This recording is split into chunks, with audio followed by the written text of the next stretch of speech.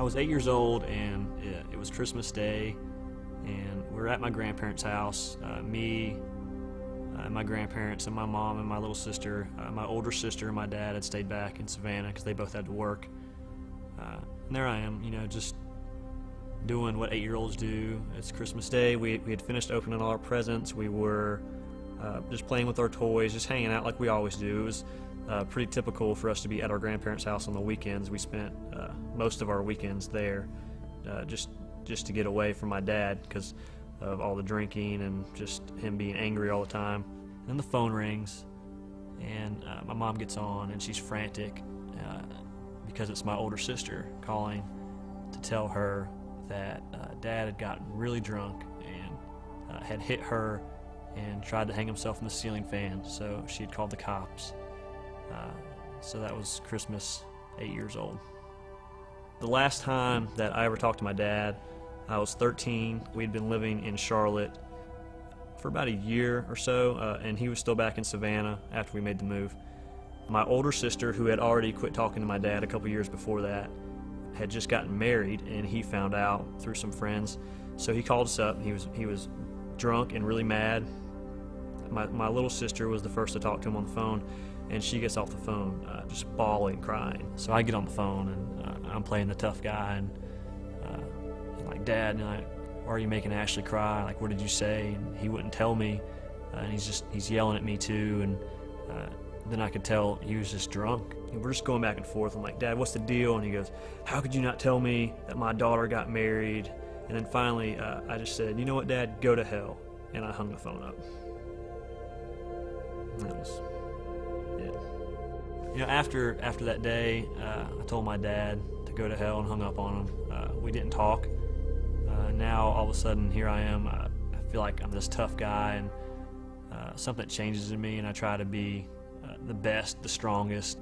I get really cocky, really confident, overly confident. Like, I don't have a dad around, and my mom was working so much just to pay the bills that I really could do anything I wanted to and just pretty much get away with it. So I get really heavy into that whole scene where I feel like I'm a gangster, and I'm selling drugs, I'm doing drugs, and just going off the deep end. And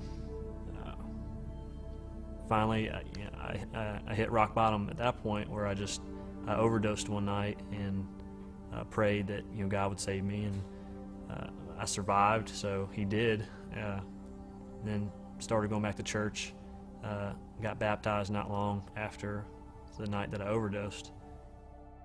Then I'm 24, and this is 11 years after I told my dad to go to hell, and I'd still never talked to him again after that day. And I'm driving home from work, and I get a call from my mom,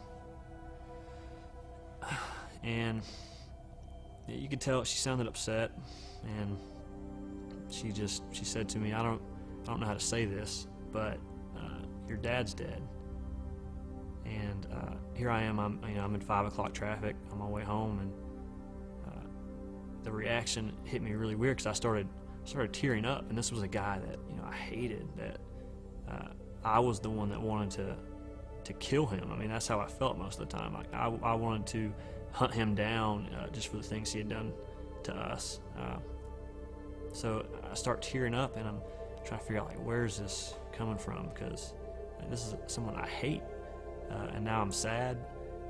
So we're talking, and I'm asking what happened and how did it happen, and she says that she doesn't know everything yet, but he was in California, he was in a hotel room, and he killed himself. And it was a couple of days before anybody found him. It was literally the smell coming out of the hotel room, and the fact that he hadn't paid through the whole week, that's the only reason they found him. So then all of a sudden I'm dealing with this, a lot of guilt from the fact that the last time we talked, I told him to go to hell. I had never forgiven him for all the stuff he had done to us all those years. And then like now all of a sudden it's just done. The door was closed, and I could never make amends, because somewhere in the back of my mind, I guess maybe we would reconcile, or I mean, I really didn't know. I hadn't thought that far ahead. And then all of a sudden, he's just gone. So it's completely over with after that. No one really knows how much I'm struggling with it. But then one day my grandpa asked me to do prison ministry with him for the weekend. So I say yes, and we go in, and it's this 3-day thing inside the prison. It's a program they do, and they're preaching forgiveness the whole time, and not just forgiveness for these guys who are in prison, but for them to forgive themselves for what they've done to end up in there. And then during the climax of the whole ceremony, where they're really saying, you know, it's time to let go and forgive yourself, I'm standing off in the back, kind of by myself, and my grandpa comes over and, you know, kind of gives me this look and says to me, you know, it's time for you to forgive yourself too.